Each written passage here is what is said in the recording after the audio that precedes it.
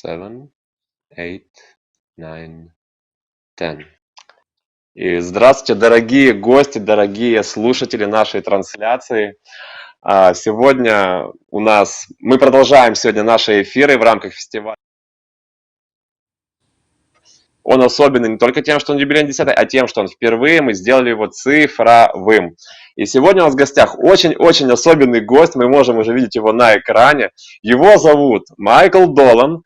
Также его знают, как очень известно, как Махайоги Прабу. И прежде всего он известен тем, что он вместе с Бхакти Судхиром Госвами Махараджем первый составил и издал книжку, которая считается вот просто практически как азбукой гаудия вайшнавизма в настроении Шри Чайтанья Сарасвати Мадха.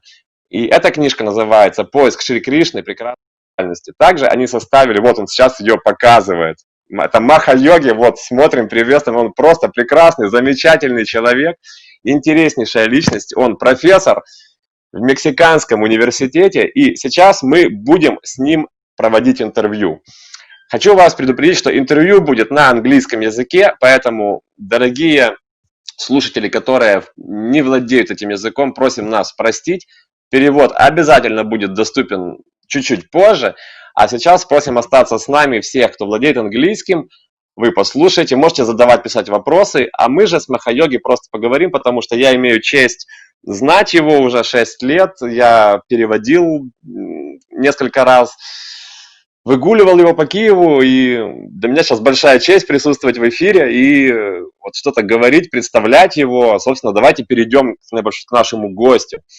So, Махайоги, dear Махайоги Prabhu, I just made a short interview and I mentioned everything that was worth mentioning, that Sri Krishna, beautiful reality, about you being the author alongside with Srila Bhakti Sutir Goswami Maharaj. And, well, I cannot mention, you're looking very good, Mахайоги Prabhu. I'm very, very, very proud to be here, to be your interviewer for today. So, can you please tell us some invitational words, how you doing and life going? Please tell us something. We are Dandavats. Hare Krishna Prabhu, and I'm very happy to be here virtually with you. It's a very dangerous and difficult situation we find ourselves in right now, but I'm happy, healthy, holy, and everything is good over here on my side. Oh, that's great to hear. And I don't know how you're in often Mexico, you in which travel city? here.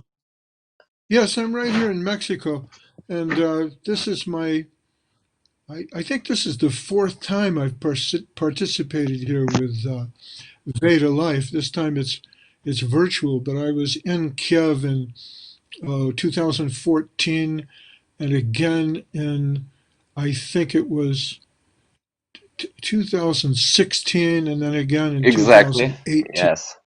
So Yes. this year it's the virtual participation. But I love the people of Kiev. I love the people of Ukraine. They're very sweet, warm, and simple people. And I'm happy to answer your questions and be of service in any way. Okay. So I'll ask you an immediate question as far and it concerns Sri Krishna, beautiful reality, of course, this book, because you're widely known as the one and only who made it with Goswami Maharaj. So can you please tell us what was the idea? Why did you decide to make this book for us all? What was the idea, the motivation to serve your guru, Srila Shtar Maharaj, as he asked it to you, or was it your own initiative? Can you please describe how was this first book made and printed? What were the adventures during this print? Can you share this? It's very interesting, I think. Yeah, sure. Well, I found myself in a spiritual crisis in 1981 or so. I was practicing yoga, and Goswami Maharaj was a friend of mine. He had a small mission in San Francisco, and I heard about Sridhar Maharaj and wanted to visit him. So I went to Goswami Maharaj and got a letter from him of introduction, and then flew to Calcutta, and then met Sridhar Maharaj at his ashram in Navadvip Dham.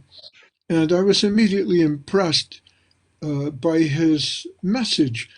He delivered a very deep understanding of yoga vision, a proper way of seeing, and what we were calling at the time Krishna consciousness, which is a particular form of very high consciousness accessible by great seers, Mahajans, very developed personalities. And at once I could see Sridhar Maharaj was one such saint.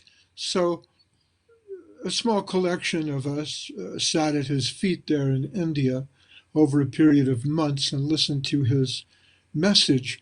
And we found that his message was very profound. For example, in the back of the book, you can see it says here, all of us are children of nectar. In Sanskrit, the word for nectar is the same as the word for immortal or eternal.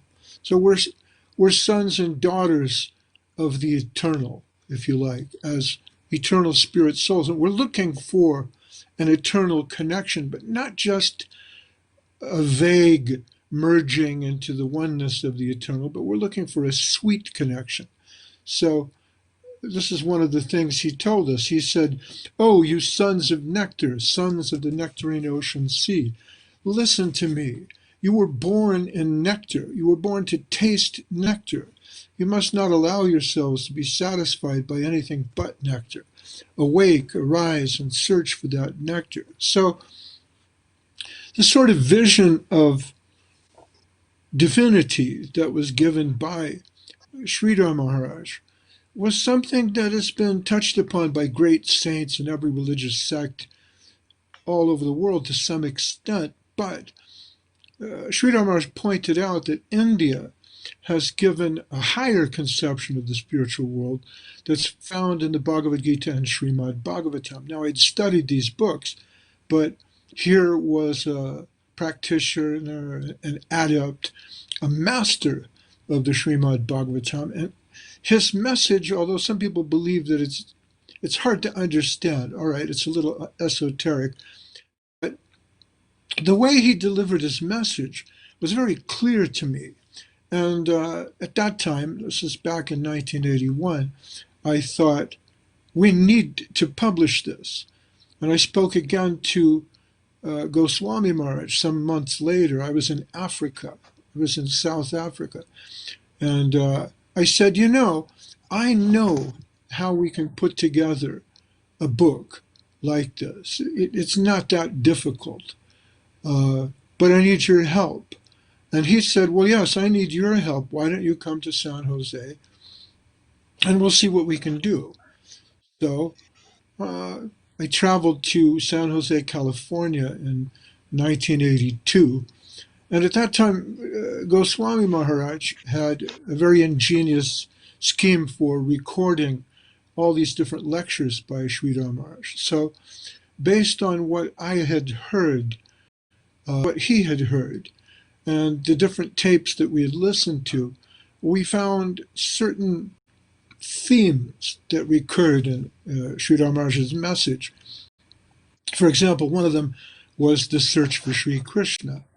The Vedas, the Vedanta says, Atato Brahma Jigyasa. It's time to search out what is spirit. And this is an important theme or motto for many different yogis. Find out what is spirit. But Sridhar Maharaj wanted to go beyond that. He said, well, spirit really, what does that mean? It's a dry thing. It's not clear.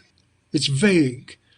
On the other hand, we're looking for something deeper. We're looking for a sweet conception, a conception of nectar. If you think about the innate nature of the soul, it's Sat Chit Ananda. It goes towards what's called rasa. And rasa means pleasure, the juice of life, the nectar. So we're all after that nectar, but we look for it in different places. But real nectar can be found in a devotional relationship with Krishna. And this was being spelled out by Sridhar Maharaj, how to do that, how to come in connection with divinity through dedication. So this was his message. Above and beyond simply searching for spirit, he said, don't get involved in Atato Brahmajigyasa, or the search for spirit, but search for Sri Krishna. That's Krishnanusandana. And we found this message to be very profound and very helpful for us at the time. So we set about creating this book, The Search for Sri Krishna. And we started out by printing a small pamphlet, 32 pages, at a local printing press, just to see how it would go. And we immediately sold 1,000 copies. So then we pulled together the financial resources. We drew together a group of very dedicated devotees, a spiritual production team, and we called it Guardian of Devotion Press. And we had a photographer, Vidagda Madhava. There was Udamanyu, who was in charge of financial resources. There was Rishabh Dev, who was a businessman who started Spiritual Sky Incense in Los Angeles, California. There were a number of important devotees who helped us. Ramai was our pujari. And this spiritual team worked very hard together over a period of about 2 years. And every day I would sit down and listen to the tapes by Sridhar Maharaj and transcribe them on my typewriter. And a week or two, I would sit down with Goswami Maharaj. We'd look at the transcripts to see what we had. And we began seeing a pattern. Sridhar Maharaj would have spoken 3 or 4 lectures on the same subject. So we tried to draw together different lectures and create a synthetic work that would be pleasing to him. And it was. In his lifetime, he liked very much the publication of The Search for Sri Krishna. He had it translated into Bengali and published there at the Mat to distribute in India. And he considered it an important work. He said that what have I said in lectures and informal talks like this one, you have collected in a very scientific way and given it form.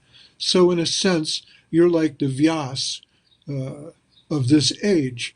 And he gave that high praise to Goswami Maharaj. And at the time I was Goswami Maharaj's scribe, so to speak. So if Goswami Maharaj could have been compared to Vyas, I like to think that my role was something like that of Ganesh. Also, I was a little bit, I just wanted to joke about it, and you said it. yeah, Um, I was oh. a little fabulous.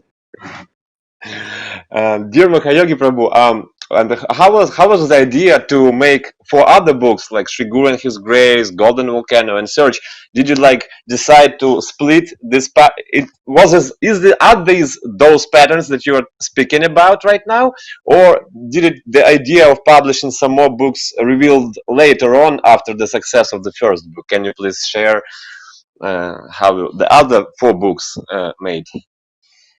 Well, we were prepared to publish all of Sridhar Maharaj's lectures in that form.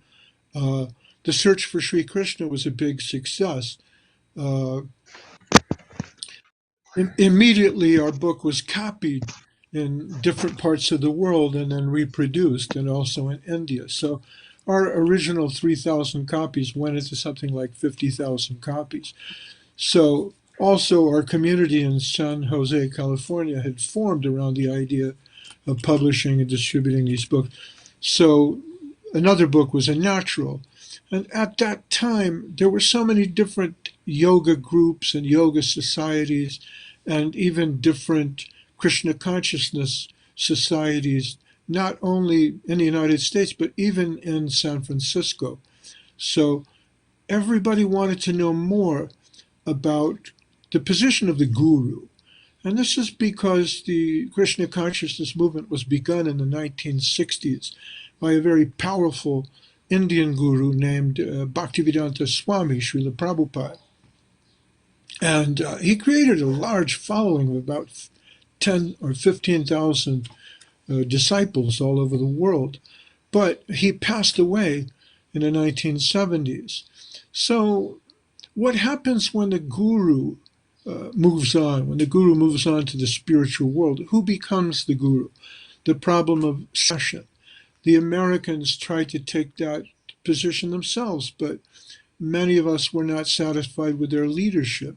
So everyone wanted a kind of a guide, a manual to explain what is a guru, what's his position, what's a disciple, what's the relationship like, what are the qualifications of a guru.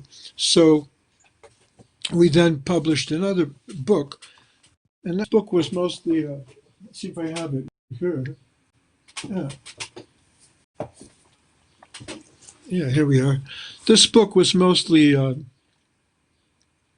based on the different questions that we put to Sridhar Maharaj. The devotees came from all over the world, from Czechoslovakia, from Russia, from Venezuela, from the United States, from England, France, Germany, Mexico. Disciples of Srila Prabhupada with serious questions. They wanted to move on to the next level. We were all basically beginners. So we sat at Srila Sridhar Maharaj's feet and we examined him very carefully to see if he had the qualities that we were looking for. It was a very sort of arrogant, condescending thing to do on our part, but we discovered that he was indeed a very deep guru, and based on his teachings about guru, we published this book, Sri Guru's Grace. And he has an interesting argument on the back of the book. He explains that nobody's perfect. So insofar as we're not perfect, we need help. And that help comes in the form of a spiritual guide. And if you don't look for a guide or a teacher, it's only arrogance. So, and this is a problem of every student everywhere. Anytime we're trying to learn something, it's very difficult because as long as you think you know something, you can't learn it. So you have to forget everything. No. He told us the story of the $5 piano teacher. You know that story? No. Can you please tell it, if possible, right It's now on air? very simple. Very simple. There's this man, he's kind of an intermediate piano player. He thinks he's pretty good. He knows a little Beethoven, a little Mozart. He goes to the teacher, and the teacher is busy with a student. And the student's really terrible. He's a beginner. And the intermediate player is thinking, oh, God, this guy's terrible. Ew, you know. And he's just finishing up the lesson. So the teacher says, okay, let's see, that was 1 hour. That'll be $5. And the student pays him $5 and goes. And then the intermediate student sits down with the teacher, and the teacher says, can you play something? And he plays a little Mozart. And the teacher goes, ew, how long have you been playing? He says, 10 years. Oh, okay, it'll be $10 an hour. And the man says, 10. Well, wait a minute. You charge the beginner over there $5 an hour, and look, I know so much. So how can you charge me twice as much? And the teacher said, well, you know, first I have to unteach you what you think you know, and then I can teach you. So I have to charge you twice as much because it's twice the work. So that was our position when we went to Sridhar Maharaj. We all thought, oh, we know so much about, you know, Vaidhi Bhakti and, you know, Siddhanta and Raga Bhakti and Chaitanya Mahaprabhu. But really, we didn't know anything. We were very simple Western people. And now those books that we published became my heart and soul because I would spend 2 or 3, not only did I listen to the lectures when I was in, you know, India with Sridhar Maharaj, And I tried to take that message to heart and follow his teachings. Then later, I had to recycle the message hundreds of times while we were editing the books. And in the 35 years since then, not a day goes by that I'm not reflecting on what he taught me and how to put it into practice. And I'm not a very good student, but his teachings were indispensable to me. So I recommend both of these books, The Search for Sri Krishna and Sri Guru and His Grace. And then after that, we felt the need for a book about Chaitanya Mahaprabhu, and we produced The Golden Volcano of Divine Love, which has to do with how God himself wants to feel what it is like to serve God, because to serve God is even a greater ecstasy than to be God himself. And that's Sridhar Maharaj made some interesting points based on the dialectic of Hegel, the teachings of Kaviraj Goswami, and the Shikshastakam of Chaitanya Mahaprabhu. So that's in that book. And after that, we did The Loving Search for the Lost Servant, the idea being that just as you're looking for God, he's also looking for you, because he feels incomplete if there's not that interchange of the give and take of divine love. And after that, we produced another book called Subjective Evolution of Consciousness, because people were interested in trying to understand what is the nature of reality. So it's a very deep ontological book, which explains that consciousness is all reality. And there's also the meaning of Gayatri Mantra revealed there. I remember that in this book, The Subjective Evolution of Consciousness, there is also some anthology given about mantras as well. I remember it in the end of the book. That's right. The Gayatri Mantra is explained there. A lot of people, especially astronomers, astrologers, they look at the world from the point of view of moving objects. Scientists in the world of physics, they're not interested in consciousness. They think it's not a problem because you can't see it. Of course, you're using your consciousness to see with, trying to discover consciousness in a materialistic sense is something like going outside your house and looking inside the window to see if anybody is in there. It's a paradox. The materialistic construction of the universe is sometimes taken as a jumping off point for interpreting the Srimad Bhagavatam, for example. And so people want to construct a planetarium based on the hierarchy of planets. And they'll say, well, okay, Indraloka is above Bhuloka, and Brahmaloka is above Indraloka, and above Brahmaloka is Satyaloka. But we know from science that above and below are very relative concepts in astronomy. Right. Above is north, but north of what? South of what? These are relative things. So Srila Sridhar Maharaj applies Einsteinian relativity to the study of consciousness. He sees this universe as a sort of a quantum universe among many millions of different universes, all generated from consciousness. Without consciousness, there's no matter. So the question is posed, is the world in the mind, or is the mind in the world? And so what is the answer to this question, Machaiyogi Prabhu? Yeah, does stone create matter? I mean, does stone create consciousness, or does consciousness create stone? It's very simple if you think about it, because if you just look around you, everything around you is man-made. It's all created by consciousness. There's an architect who thought about, well, how am I going to put this bookshelf? Or, like the bookshelf behind me, all those books were printed somewhere.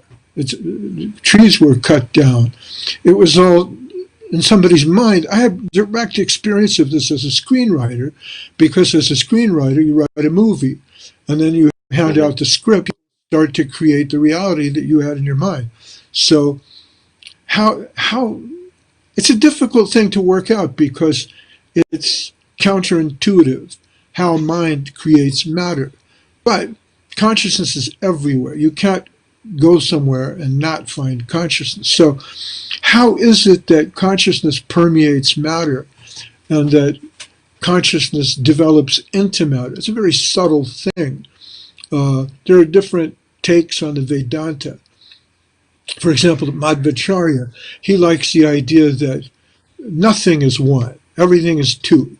There's no unity anywhere. God is God and you are you, and there's no cross-pollination there. They're completely distinct ideas. His was a reaction to Shankara. Shankara says everything is one. I am you and you are me and we are all together, like the Beatles said, But Chaitanya Mahaprabhu, he says, no, that's not, Madhvacharya, I like him. I like his sampradaya. I'm accepting his sampradaya. But Mahaprabhu has more in common with other commentators like Nimbarka and Ramanuja, who say, well, there's sunshine and there's the sun ray and the sun. They're the same thing, really, but one is the energetic and the other one is the energy. So there is similarity, but there's distinction. So Chaitanya Mahaprabhu, he developed Achintya Bheda Bheda Tattva, which is simultaneous oneness and distinction. And oftentimes we miss the subtlety there. We don't see how consciousness and matter are interconnected. But that was something Chaitanya Mahaprabhu invited us to discover, not only through introspection, but through the power of the mantra. And that's described in Subjective Evolution. And after those 5 books, it was difficult for us to continue publishing. It was an expensive proposition, publishing books and printing them. Sridhar Maharaj passed away. Govinda Maharaj became the new Acharya. And I moved on.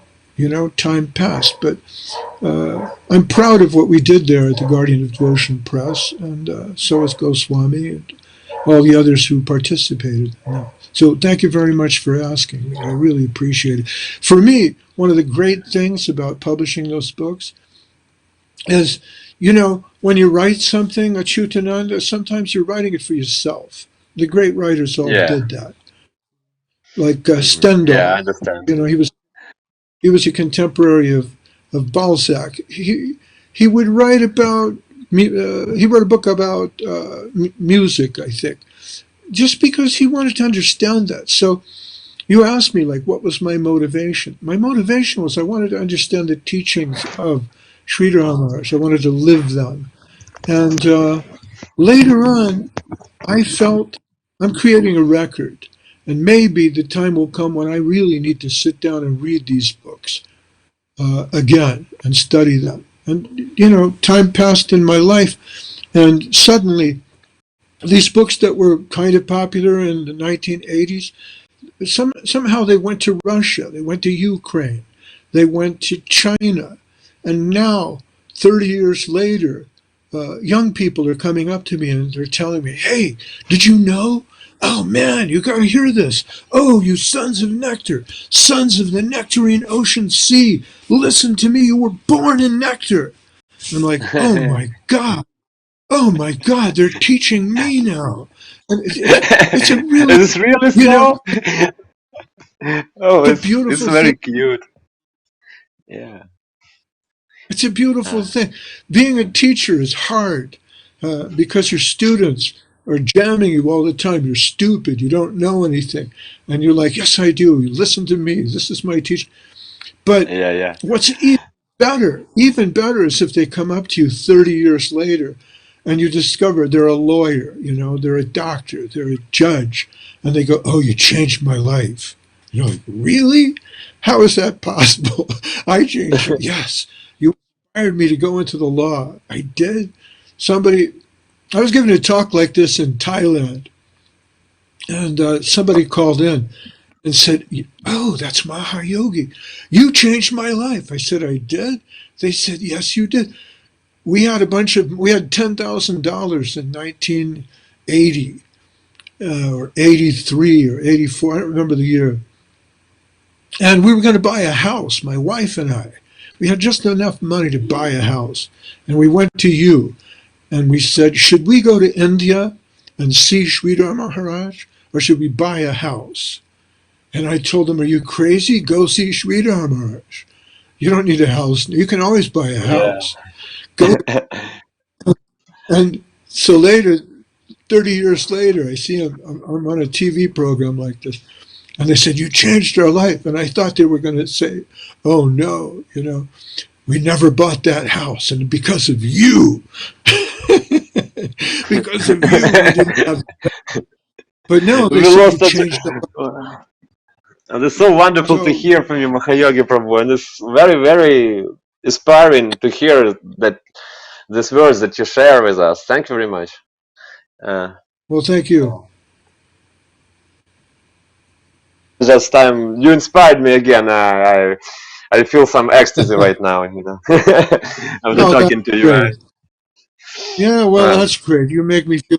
Here I am sitting in Mexico, in a little room with a wall of books, but by the miracle of modern technology, we're reaching out and touching people in Ukraine, Russia, Mexico, India, all over the world. And that's the gift that Sridhar Maharaj gave me. So if I have anything interesting to say or give, it's what he gave me back then, 35 years ago when we were making those books. I tried very hard to live up to his teachings. It's not so easy. The yoga path moves in a crooked. So sometimes you're closer to samadhi and the truth and divinity, and you understand Atma, yoga, karma, paramatma, dharma, all that. And sometimes you're lost.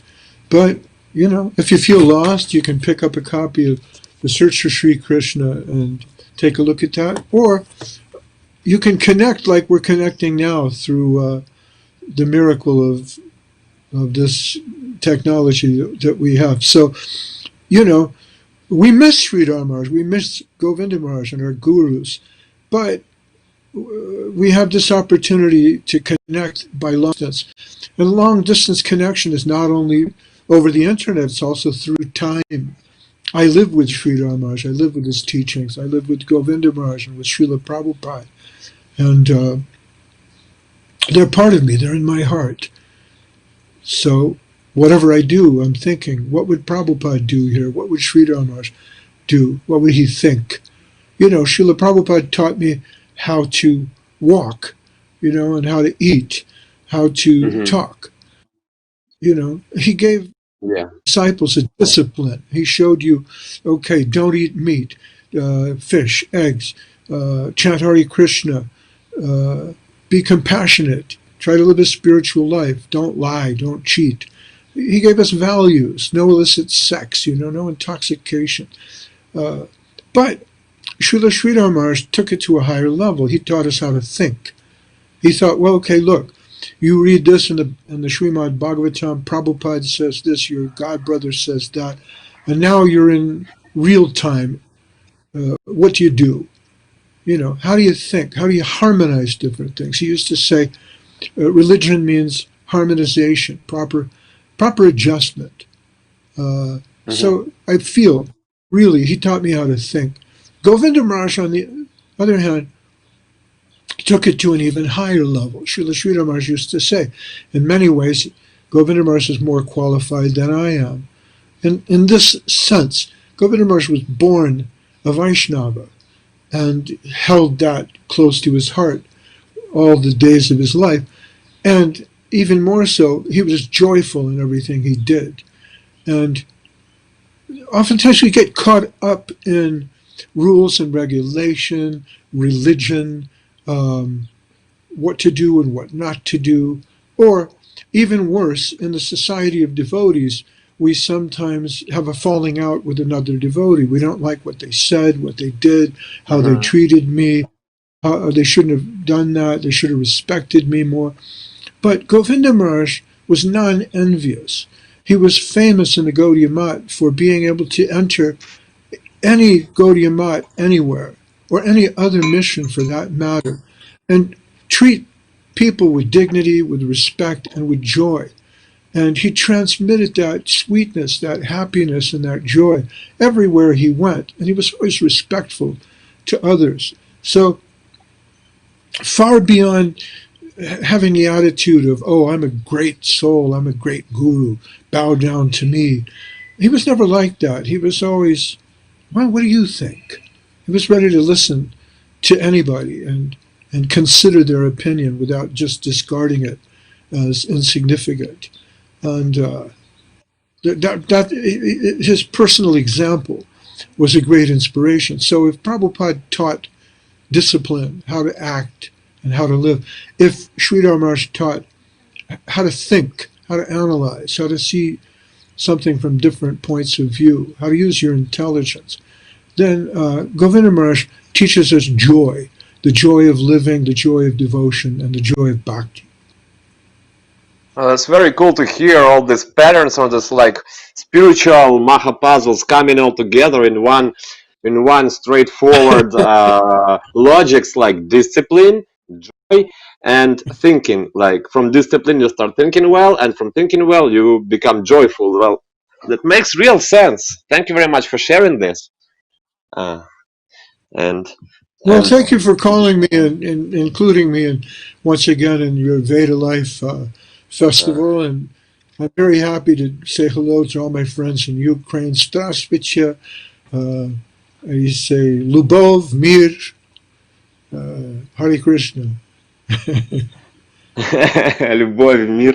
And Mахайоgi Prabhu. So, what can I ask you one? I have a lot of questions for you. Actually, you know, I usually sometimes have questions. I'm sorry, it's hard for me to give short answers. No. We are all dwelling on the subject, listening to you. You're a brilliant speaker, Machayagi Prabhu. So, the question is as follows.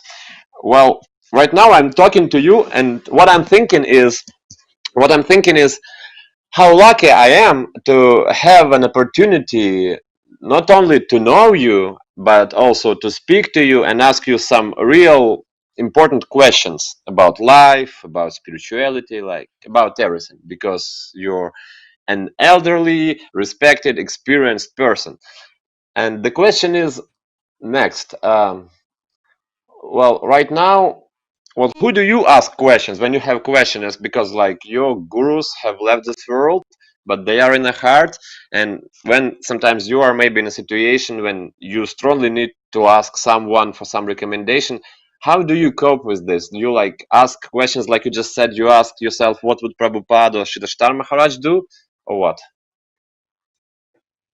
That's a very good question, Chutananda. Yeah, it's like I said, long distance sadhu sangha. It's not only a question of communicating over distance like we're doing now, but over time as well. So, yeah, I think back to when I was sitting before Sridhar Maharaj and I had a problem and I asked him a question. And one day he leaned forward and he said, "You know." And I was like, "What? What do you mean?" "You know." His point was, you've heard enough. You know, I've given you hours and hours and hours and hours of instruction. Put it into practice. Do it. He said, "Follow your star." And I thought, wow, that's great.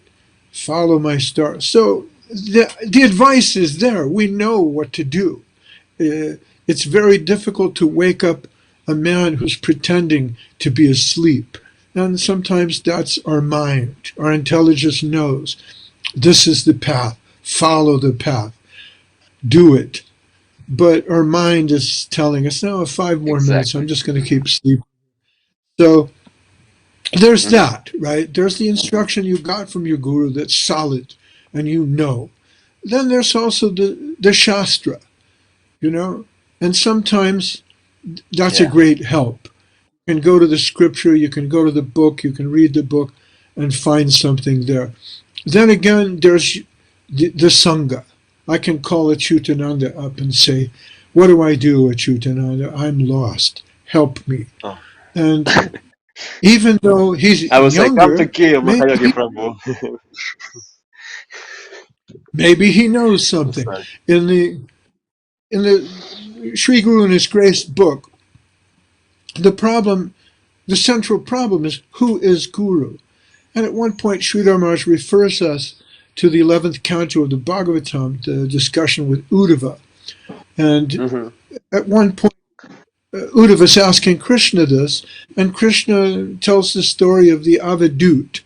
And the Avadut has 24 gurus, and he lists them. There's the pigeon, the prostitute, the water, the earth, the fire, the holy man. He lists a The, number of different.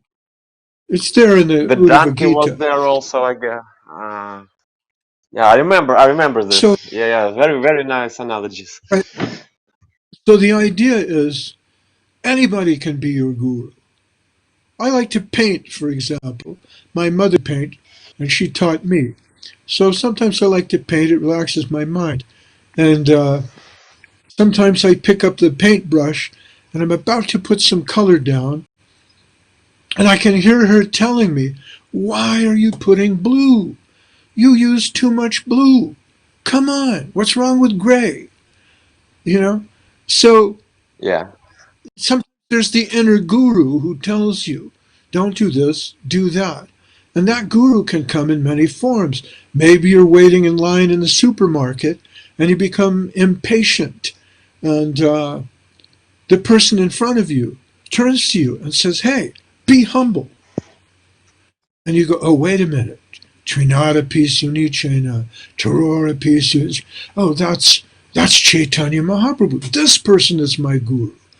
So, as you become more attuned to the message of your guru, you can hear that coming through various people. Of course, it's always best to connect with someone who's an authority, who's authorized. So, when I'm really in doubt, I try to connect with Avadut Maharaj or Bhakti Sudhir Goswami because I look to them for spiritual guidance.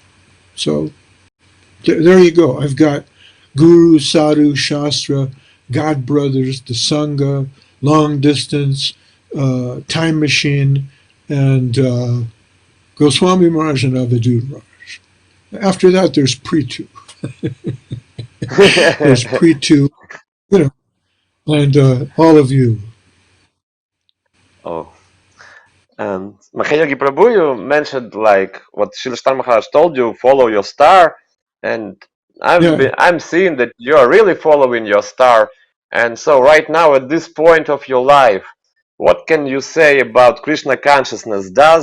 Did your attitude, approach, or understanding of it, like what it is real, like what is real Krishna consciousness, change for the course of time? Like what you thought Krishna consciousness was in like 1982, in 1992, and right now in 2020, did it change your understanding, your feeling, your approaches towards this vast, transcendental, vague, massive amount of consciousness? I don't know. Did it change That's a your really good. your? That's a really good question. You know, nobody's really asked me that. I have that question. I want to ask Goswami Maharaj that. You know, sometimes you want to turn to somebody and say, "Okay, so you dedicated 50 years of your life to this. Did it work? You know, are you there? Have you reached right? Have you reached samadhi? Are you dancing with the gopis? Oh, Uh, you know, right? yeah, yeah. But I would say this, uh, I had that question when I went to see Sridhar Maharaj, right? I'd Hmm. seen when I read Srila Prabhupada's books, I was convinced this is real. And I was more convinced when I met him and, you know, walked with him on the beach for morning walk and japa, him speak the Bhagavatam. But as time progressed and he disappeared, you know, I fell into doubt. You know, I had serious doubts. Is this real? You know, that's the question. But when I went to India and I met Sridhar Maharaj, I felt like this is somebody who just stepped out of Vaikuntha to sit here with me, you know? Yes. Or he has one foot in Vrindavan and the other foot's here, and he's testing with his hand. He's the Chintamani sand of the Jamuna, you know, and he's trying to tell me what that is, but he's there, you know, this is real. And I felt that also with Govinda Maharaj. I felt this is real. And sometimes I personally have moments like that where I know this is real. There's no doubt in my mind. Sometimes when I'm dreaming, sometimes I don't dream about Krishna and the gopis. I think that's inaccessible. I think that Sridhar Maharaj told us, Pujala Ragapat Gaurava Bhangi Matala Harijana Kirtana Rangi. He said, you know, our business is with Chaitanya Mahaprabhu and the Kirtan. And all that higher stuff will come, you know. We carry that on our, you know, our business is not to talk about, you know, Lalita Saki and Radharani and all that. It's way too high. Sridhar Maharaj, he's censored Mirabai, as is our tradition, saying that, you know, she's not the real thing. And how do you know? Because her connection is direct. It's always with Krishna. She did this with Krishna. She did that with Krishna. But there's nobody else there. There's no entourage. Any king must have his court jester, his ministers, the army, the generals, his elephants. Krishna's like that. He doesn't exist in a vacuum. So our business is with the entourage. Our business is with the line that flows from, you know, Rupa and Raghunath to Kaviraj Goswami to Bhaktisiddhanta Saraswati Thakur, you know, Bhaktivedanta Swami, Bhakti Rakshak Sridhar Dev Goswami, you know, Bhakti Sundar Govinda Maharaj, and the rest. You know, that's, so like in the Chaitanya Charitamrita, sometimes it says, just by remembering, I don't know, Abhiram Thakur, your liberation is guaranteed. Just by remembering the pastime of Nityananda Prabhu breaking the danda of Sri Chaitanya Mahaprabhu, like that. Not to be blasphemous, but today, by remembering devotees like Jayananda, who founded the Jagannath Puri Festival in the United States, or even the ex-members of the Guardian Devotion Press like Yudamanyu Shruta Shrava, who became Sannyasi Maharaj, or Vaishnava Maharaj, you know, Chidananda Prabhu, I forget his sannyas name, all those who walked with us on the path and who have moved on, we can think, yes, this is real. And just to drive a nail into the coffin of the argument, there's always the Omkara, because Srila Sridhar Maharaj would say Om. What does Om mean? A big yes. So if you have any doubt, just close your mouth and listen. And you can hear Om. And what is Om? It's an affirmation. It's divine sound, the background sound of the universe telling you it is. Yes, it's real. So have I progressed? That's a really good question.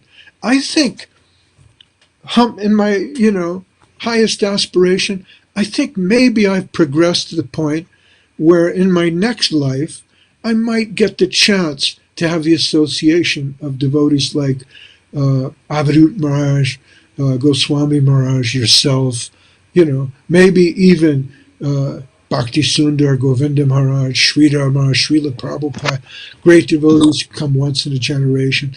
If I'm lucky, I don't really aspire to Goloka Vrindavan or Vaikuntha.